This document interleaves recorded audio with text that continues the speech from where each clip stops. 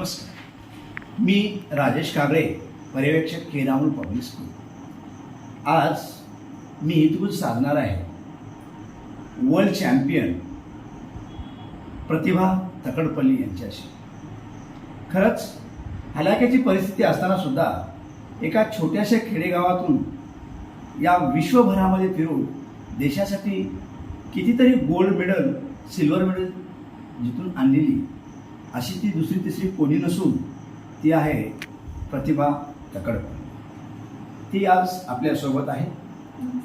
नमस्कार. नक्कीच आज पाहतोय हे मेडल की जवळपास 20 पेक्षा अधिक मेडल तुमच्याकडे आहेत.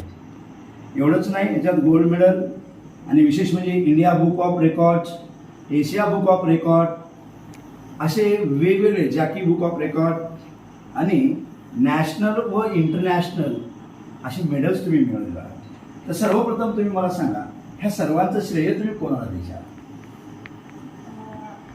मेहनत बहुत था, पूरा क्रेडिट तो सिर्फ मेहनत को जाता था, क्योंकि सिर्फ मुझे पता था मेरी मेहनत जानलेवा थी.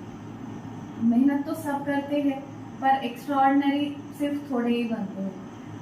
इसमें मुझे प्रॉपर गाइडेंस था नहीं, तो स्लोली स्टेप बाय स्टेप सीखने में और गाइडेंस नहीं था. ऐसे रास्ते में मुझे खुद को बनाने में बहुत टाइम लग गया था और अच्छे कोचेस मिलने में मुझे बहुत टाइम मिला था. और बाद में मेरे 5 डिफरेंट अच्छे कोचेस मिले थे.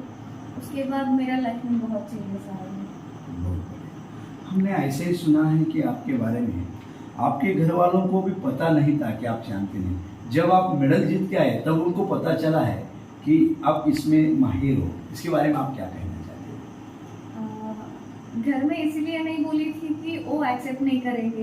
एज ए गर्ल चाइल्ड मैं बहुत डिस्क्रिमिनेशन देख चुकी थी, तो मुझे लगा नहीं था कि पेरेंट्स एक्सेप्ट करेंगे. तो इसके बाद जब मेडल हो गया था तब घर में पता चल गया कि मैं हूँ. इसके पहले 4 to 5 इयर्स घर में बिना बताए ऐसे ही मैं मैनेज कर ली थी. सिर्फ डर था कि मुझे स्पोर्ट्स छोड़ के शादी ऐसा कुछ करवा देंगे, बस ये डर था मुझे, तो इसीलिए नहीं बोली हूँ. फिर अभी कैसा उनका रिस्पांस है आपको? जो अभी तो खुश है. पेरेंट्स ऐसा बोलते हैं कि जन्मधन दिसाला. छान छान, खूप छान. आम्ही असं ऐकलो की फर्स्ट वुमेन तुम्ही आहात या चेस बॉक्सिंगचे आपल्या देशाकडून विनर असलेले गोल्ड मेडल्स असतील, त्याबद्दल तुमचा अनुभव काय त्या देशात काय? आजपर्यंत जेवढे पण किक बॉक्सिंगचे टुर्नामेंट्स मी खेळले त्याच्यात सगळ्यात 3rd राऊंडपर्यंत आजपर्यंत मी कधी गेले नाही. First round, second round, maximum 30 seconds knockouts होता. त्याच्याकरता माझं नाव जे तुम्ही चेक केला तर किक बॉक्सर प्रतिभा खूप व्हिडिओज भेटतात. म्हणजे मला फक्त ते इंटरनॅशनली पहिली मुलगी आहे, पहिली इंसान म्हणजे पहिली इंडियन वुमेन आहे की हिंदीत बोलू शकतो. You can talk in Hindi also. Okay. I am the first female senior women में पहली फीमेल हूँ कि इंटरनेशनली गोल्ड आई हूँ इंडिया के लिए. तो इसके बाद मेरा थोड़ा नाम आया है कि किक बॉक्सर प्रतिभा. बहुत अच्छा. यहाँ पे हम देख रहे हैं कि ये 4th women chess boxing champion Turkey का है, गोल्ड मेडल मिला है. ये टर्की का आपका क्या अनुभव है, वो क्या बताना चाहेंगे इसके बारे में? कैसे स्ट्रगल किए इसके लिए, क्या स्ट्रगल तो बहुत थी. वो 2 बार पोस्टपोन हुआ था. मतलब नेशनल मेडल के बाद हमको जो टाइम था वो टाइम में कोविड आने की वजह से पोस्टपोन होने के कारण हमको थोड़ा अच्छा टाइम मिला कि इंटरनेशनल जाने के पहले ही मेरी ग्रैंड मदर एक्सपायर हो गई थी. मैं इतना बहुत अच्छा ट्रेन कर चुकी थी, पर वो मेरे लिए ब्रेकडाउन था. कभी भी जब भी टूर्नामेंट जाती थी वो मुझे आशीर्वाद देती थी कि विजयी भवा. तो वो टाइम में मुझे इतना बुरा लगा कि मुझे अब कौन बोलेगा कि विजयी भवा. तो मैं बोली थी टूर्नामेंट के पहले कि मैं ज़रूर मेडल लाऊंगी. तो वो मेरी ग्रैंड मदर का आशीर्वाद है. आप यहाँ पे बहुत सारे मेडल लाए हैं, तो ये इंडिया बुक ऑफ रिकॉर्ड जो दिखा रहे हैं इसमें आप क्या रिकॉर्ड किए, क्या है इसका रिकॉर्ड? मैं 8 डिफरेंट स्पोर्ट्स में नेशनल और 3 डिफरेंट स्पोर्ट्स में इंटरनेशनल मेडल लाई थी, तो इसके वजह से वो रिकॉर्ड बन गया। मैं किसी से भी चैलेंज कर रही हूँ, कोई तो भी ब्रेक करना है तो करके दिखा दो, मैं अप्रिशिएट करूँगी। बहुत बढ़िया।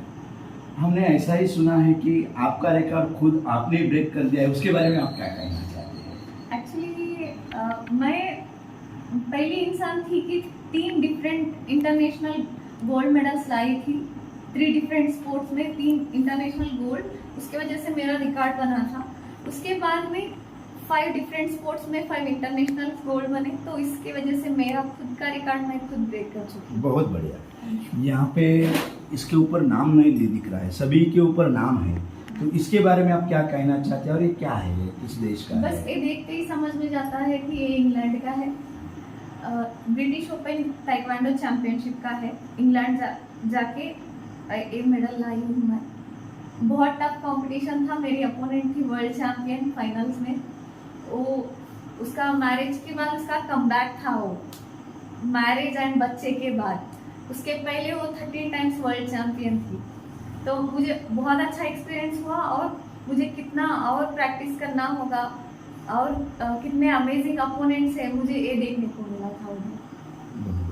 हमें ऐसी बात सुनने में आई, मैं एक फिल्म में देखा था दंगल में, उसकी बेटी को कुछ डिफरेंट केजी में वो कोच या मैनेजमेंट खिलाना चाहते थे, तो लेकिन उनका जो आमिर खान थे फादर, उनका कहना था कि नहीं, इसी वेट में खिलाओ तभी जाके मेरी बच्ची चैंपियन बनेगी, और उसके बाद वो चैंपियन बन गई थी, वैसे दिखाया गया था। हमने ऐसा सुना कि आपके बारे में ऐसा ही कुछ हुआ था। आप अंडर 50 थे, तो 52 और 54 केजी में आपको खिलाया गया था, इसके बारे में आप क्या कहना चाहेंगे? एक्चुअली उसके पहले दिन ही मैं नेशनल ताइक्वांडो खेल के डायरेक्ट स्टेट ट्रायल को मैं आने तक मेरा 50.50 ग्राम्स हुआ था। इट वाज माय ड्रॉबैक, मतलब कभी 50 के ऊपर खेली नहीं हूँ मैं। 51 में खेलना पड़ा था। तो अपर वेट में निखत जरीन थी। स्टेट ट्रायल्स में मेरा और उसका, हमारे जो स्पेसिफिक वेट कैटेगरी है उसमें गोल्ड हुआ था। पर नेशनल जाने के बाद स्टेट के जो सेक्रेटरी है उसके वेट में मुझे और मेरे वेट में उसको डाल दिए थे। मैं कितना भी ट्राई की थी एमएलए और एमपी से कॉल करवा के, कुछ भी मुझे यूज़ नहीं हुआ था, क्योंकि सारा सपोर्ट सिर्फ उसी को था। तो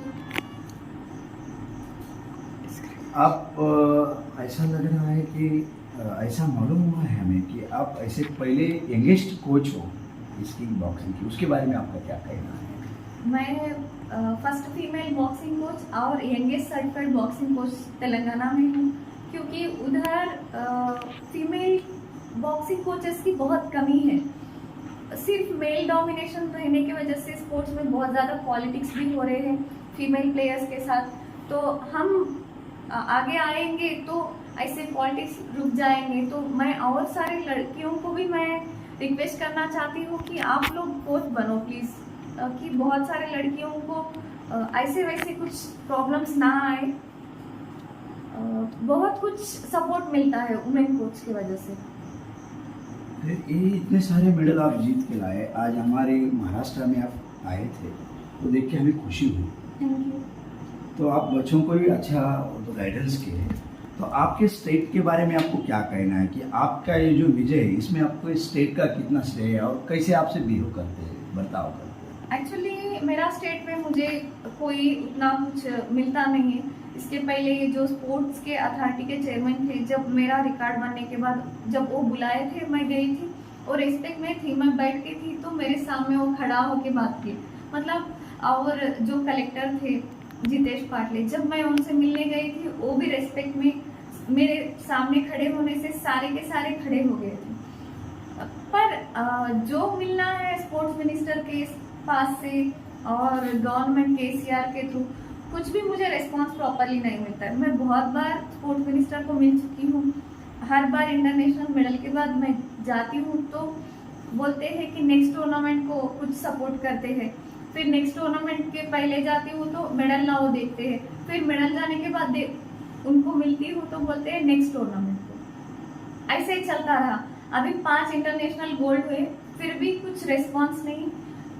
कोई स्टेट में से एक मेडल लाता है तो उनको बहुत कुछ बेनिफिट्स मिल रहे हैं। दैट टू हिंदू डिस्क्रिमिनेशन बहुत ज़्यादा है हमारे जो तेलंगाना स्टेट में। Unfortunately I belong to Telangana, ऐसा बहुत बार लगता है। फिर भी बहुत सारे स्टेट्स का और बहुत सारे कंट्रीज़ के मुझे ऑफर्स है कि उनके कंट्री को रिप्रेजेंट करें, पर 5 बार इंडिया के लिए फ्लैग उठाने के बाद अभी दूसरे कंट्री का फ्लैग उठाने का मन नहीं करता है। इसके लिए बहुत मेहनत लगी और बिगिनिंग में मुझे कुछ सपोर्ट नहीं था, तो पॉकेट मनी भी ज़्यादा नहीं थी। पार्ट टाइम जॉब करती थी कॉलेज के टाइम के बाद, वो पैसों से मैं फीस भरती थी, पर मुझे क्लास जान के आने में मुश्किल रहती थी। ऐसे 8-8 किलोमीटर चल के जाना पड़ता था, बारिश हो, ठंडी हो, गर्मी हो, कैसे भी हो सिचुएशन, ऐसे ही रेगुलर क्लासेस जाती थी और मेरे जितने भी इंजुरीज रहते थे वैसे ही जाती थी। कोचेस भी बोलते थे बेटा थोड़ा रेस्ट करो, पर मैं कभी गिव अप नहीं दी, क्योंकि अब नहीं कर सकती तो कभी नहीं करूँगी, ये डर था मुझ में। तो मुझे कुछ करना था सीरियसली, कुछ इम्पैक्टफुली, तो मैं बहुत रिस्क करी थी और इतना ज़्यादा प्रैक्टिस करती थी कि यूरिन में ब्लड आता था। Hours of hours tough training मिलती थी और जो इवनिंग तक मैं प्रैक्टिस करती थी वो टाइम में सिर्फ बॉयज़ रहते थे, तो मुझे अपोनेंट्स भी गर्ल्स नहीं मिलते थे और टफ ट्रेनिंग, बेटा थोड़ा रेस्ट करो, पर मैं कभी गिव अप नहीं दी, क्योंकि अब नहीं कर सकती तो कभी नहीं करूँगी, ये डर था मुझ में। तो मुझे कुछ करना था सीरियसली, कुछ इम्पैक्टफुली, तो मैं बहुत रिस्क करी थी और इतना ज़्यादा प्रैक्टिस करती थी कि यूरिन में ब्लड आता था। Hours of hours tough training मिलती थी और जो इवनिंग तक मैं प्रैक्टिस करती थी वो टाइम में सिर्फ बॉयज़ रहते थे, तो मुझे अपोनेंट्स भी गर्ल्स नहीं मिलते थे और टफ ट्रेनिंग उनके साथ स्पैरिंग करना पड़ता था। तो बहुत सारे डिफ़िकल्टीज थे ऐसे मेरे लाइफ में। जब एक्सक्यूजेस ढूंढेंगे तो हम लाइफ में कुछ हासिल नहीं करेंगे, तो हर बार मैं कभी भी एक्सक्यूजेस नहीं देखी हूँ, कभी भी गिव अप नहीं दी हूँ।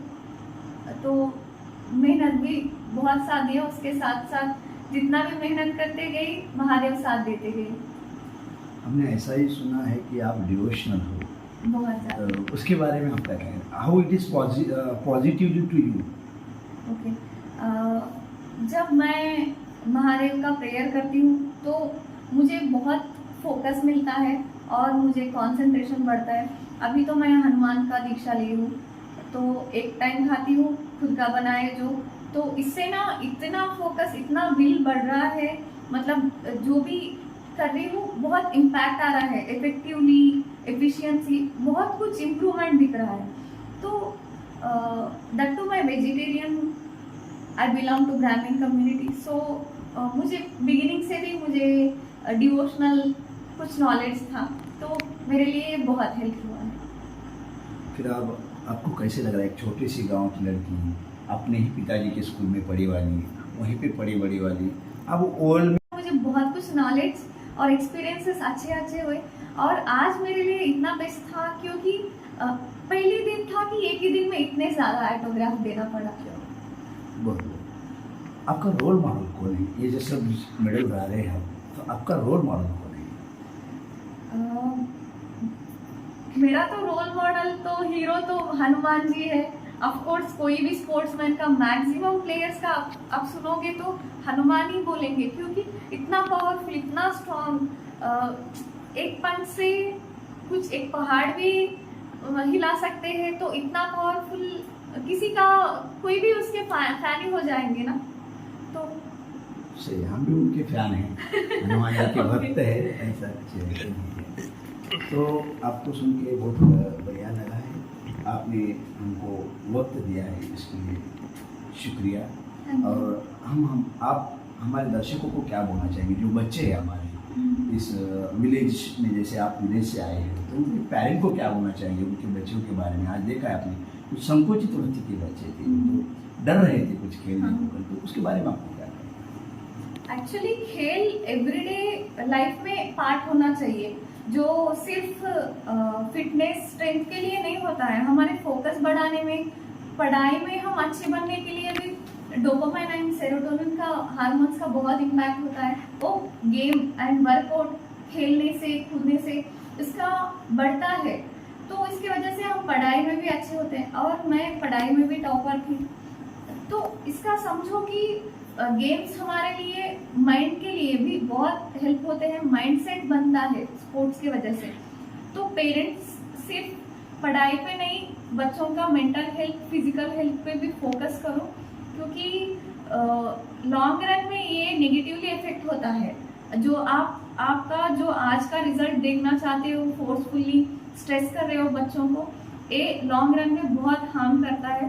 तो बिगिनिंग से भी उन लोगों को खेलने कूदने का थोड़ा सा टाइम दीजिए, मतलब पूरा डे उसमें नहीं, एटलीस्ट 1 आवर तो बच्चों को खेलने का मौका मिला तो बहुत अच्छा होगा।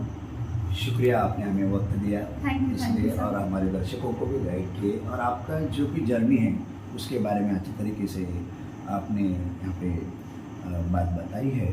और आगे होने वाले जो भी गेम्स है, हम प्रार्थना करते शिव जी से और हनुमान जी से थैंक यू सो कि मच। आप उसमें भी सक्सेस लाए और अपने देश का तिरंगा उठाए।